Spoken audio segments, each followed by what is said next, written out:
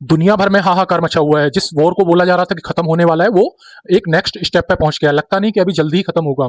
Israel ने Iran के सबसे बड़े गैस फील्ड पे अटैक किया, साउथ पार्ट्स फील्ड। और ईरान ने क्या किया, कतर के सबसे बड़े गैस फील्ड पे अटैक किया, रार्स लाफान।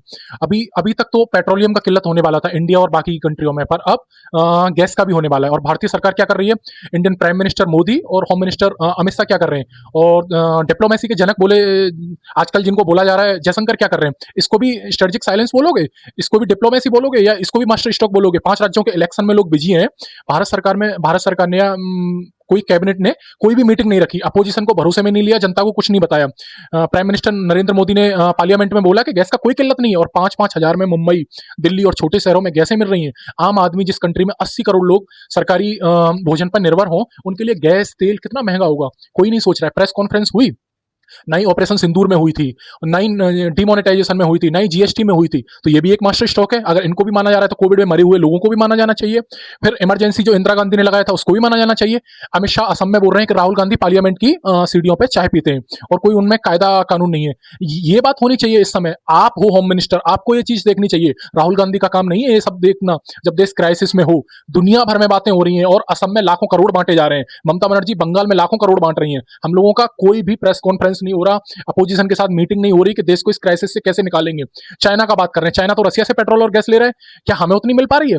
हमारे 20 से 24 टैंकर फंसे हुए थे, उनमें से नंदा और शिवालिक वेस्टर्न और ईस्टर्न घाट पे आ पाए, मतलब पोर्ट पे, पर बाकी फंसे हुए हैं। बाकी का क्या, उन सबका तो हल्ला मचा दिया। तो यही होने वाला है, ठीक है। दुनिया भर में मैक्रोन बोल रहा है, अमेरिका में अमेरिकन डोमेस्टिक पॉलिटिक्स में चीजें बोली जा रही हैं। वहां के एक निदेशक ने इस्तीफा दे दिया है। पर भारत में लोग कांग्रेस और बीजेपी में बटे हुए हैं। लोग या तो मोदी और जयशंकर की डिप्लोमेसी को बोल रहे हैं कि कितना शानदार डिप्लोमेसी, ये डिप्लोमेसी है। फिर तो ऑपरेशन सिंदूर में ट्रंप का सीज फायर करवाना भी डिप्लोमेसी था।